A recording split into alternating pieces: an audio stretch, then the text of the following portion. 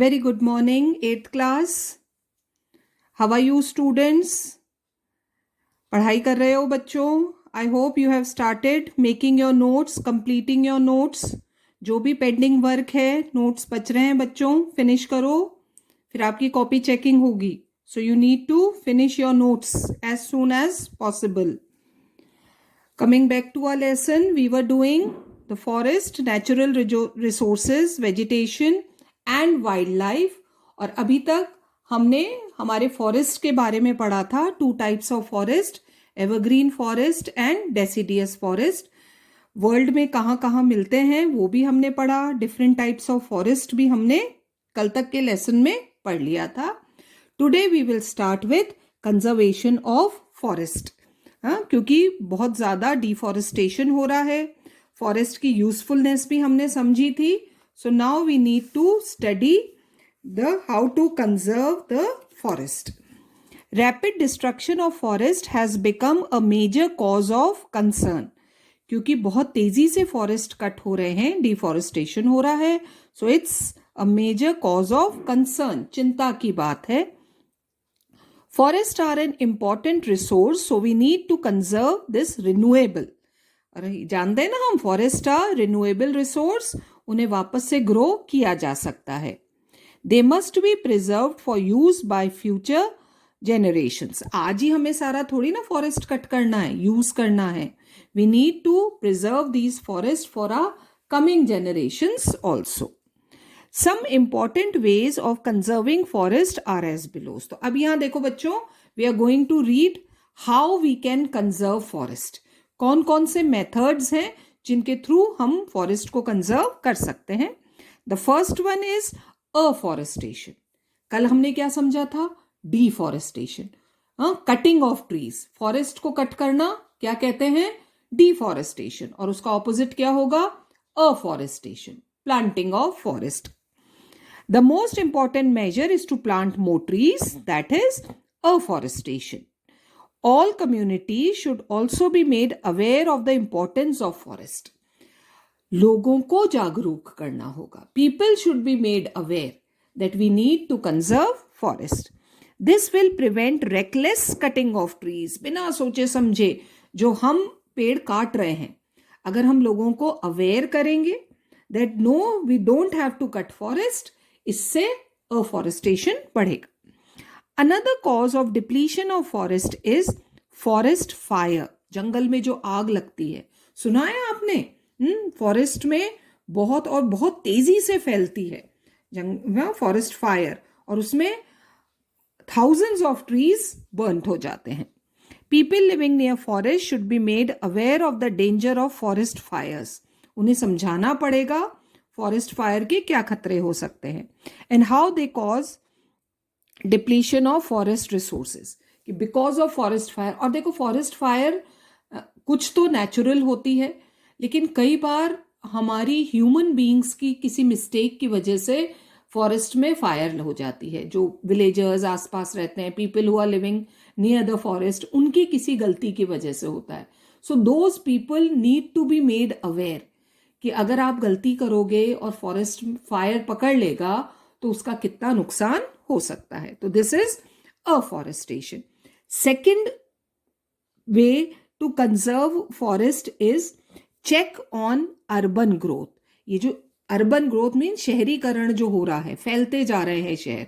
अब लैंड तो वही है जो है, तो for the spread of cities we have been cutting forest, तो उसको रोकना होगा.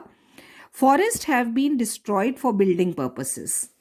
New cities have led to destruction of forest areas, because if we want to construct something तो उसके लिए हम फॉरेस्ट कट करते हैं. There is unplanned expansion in big cities. बिना सोचे समझे पेड़ काट काट कर रोड्स बना रहे हैं, बिल्डिंग्स बना रहे हैं, तो इसको थोड़ा सा रोकना होगा. Building or roads, for example, in cities has led to loss of forest. The third way is check on grazing. जो animal grazing के लिए हम जाते हैं जहाँ फॉरेस्ट में, people take their cattle, उसे थोड़ा सा रोकना होगा. This has also led to destruction of forest.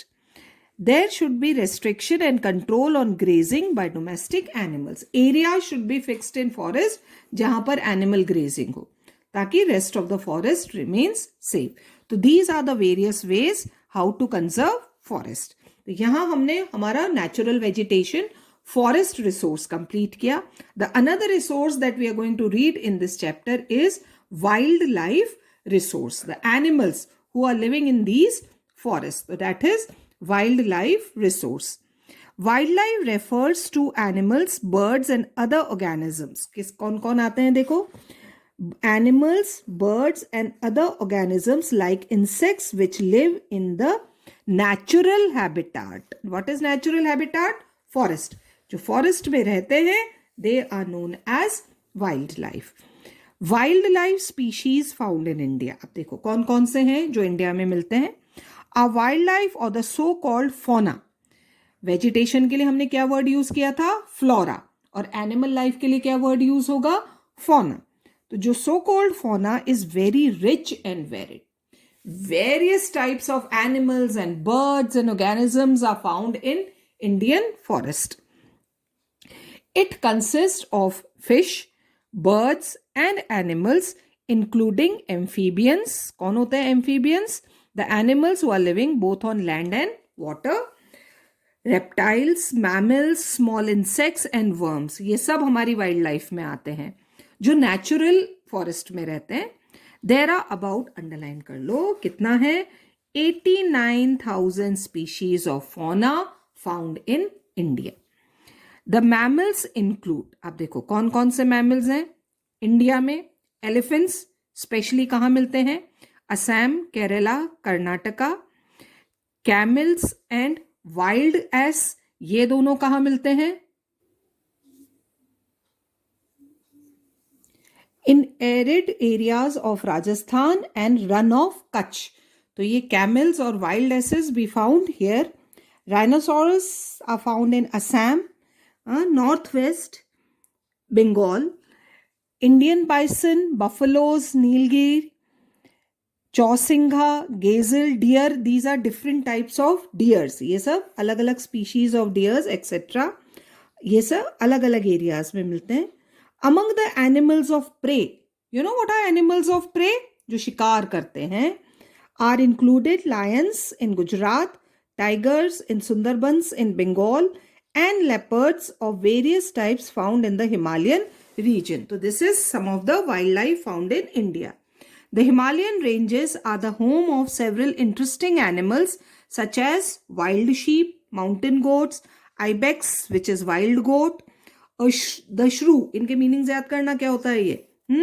The shrew which is a small animal like mouse and the tapir, a hoofed animal like a rhinoceros, snow leopard etc. So these are special wildlife of Himalayan ranges. और हमें कहीं नहीं मिलेंगे, ये सब हिमालयाज में मिलते हैं. India also has rich species of monkeys such as the langur, the lion-tailed macaw etc. बहुत सारे monkeys तो of course we know. There are also variety of birds. ये तो थे animals. Now about birds found in different parts of India. The chief among them are peacocks, geese, pheasants, ducks, maynas, pigeon, parrot. There's a long list of these birds that are found in India. And these birds belong to both forest and wetlands. कुछ birds forest में रहते हैं और कुछ wetlands पर भी रहते हैं जहां पर पानी होता है, moisture होता है.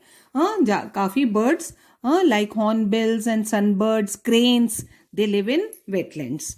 India also possesses 2,500 species of fish. How many different types of species?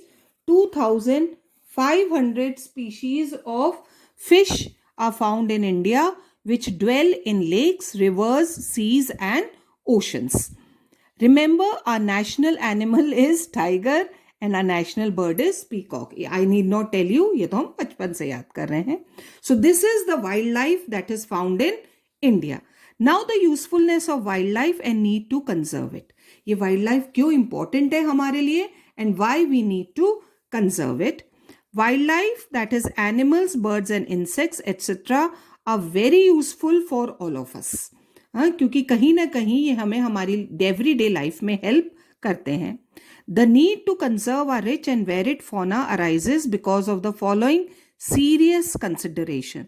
सी, ये जो हम पॉइंट्स पढ़ेंगे बच्चों, ये वो पॉइंट्स हैं why we need to conserve our wildlife, क्यों इन्हें बचाने की जरूरत है. First, they provide us milk, meat, wool, silk and hides etc. Insects like bees provide us honey. They give us so many things, so we need to conserve them. Then moreover, wild animals and birds add to the beauty of nature, है ना. कभी जाकर देखना different types of birds that are found nearby areas, forest areas में, they are so beautiful. They beautify our nature and make our earth worth living. सिर्फ human beings हैं तो क्या है, animals, birds जो variety देते हैं हमें, हमारी earth को बहुत beautiful बनाते हैं. They provide beautiful tunes and notes. Early in the morning, अगर आपके यहाँ पे garden है, trees है घर के आसपास, early in the morning just listen to the sound of the birds. How beautiful they sing. बहुत सारी birds होती हैं. How beautifully they sings. The tunes. बहुत अच्छा लगता है morning में सुनने को. They inspire many poets and painters and adorn many zoos. जितने भी nature poets हैं, many of our great poets have written about these birds and animals. Thousands of foreign tourists visit India to watch these birds and animals in their natural habitat. बहुत सारे तो इन birds और animals ऐसे हैं children who are only found in India. So people from all over the world, they come to India to see these birds and animals.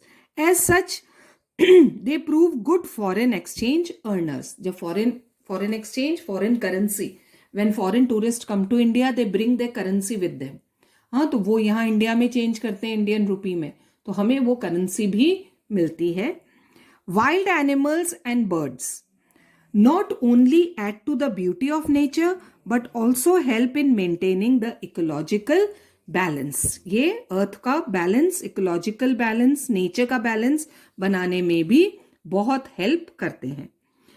Indiscriminate hunting of wild life, बिना सोचे समझे जो हम हमारे animals को Hunt कर रहे हैं, मार रहे हैं, not only disturbs the ecological balance. आपने जूनियर क्लासेस में एक फूड चेन के बारे में पढ़ा होगा, है ना. और एक नेचुरल बैलेंस है अर्थ पर. सिर्फ ह्यूमन बींग्स के लिए अर्थ नहीं है, we need plants and animals also, तभी अर्थ वर्थ लिविंग होगी.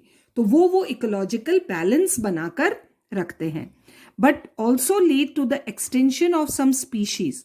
And you know, many of the species of wildlife, including birds and animals and fishes, वो अब extinct हो चुके हैं. बताओगे क्या होता है extinct का मतलब? Yes, अर्थ से बिल्कुल खत्म हो चुके हैं. किस वजह से? Indiscriminate hunting की वजह से. बहुत सारे species तो खत्म हो चुके हैं. So there is great need of providing protection to these rare animals. कोई भी animal हो, है ना, you can't hunt them. सबको प्रोटेक्शन की जरूरत है. And birds for the future generations. जैसे आज की जेनरेशंस, हम लोग बहुत सारे स्पीशीज को नहीं देख पाए क्योंकि खत्म हो गए हैं.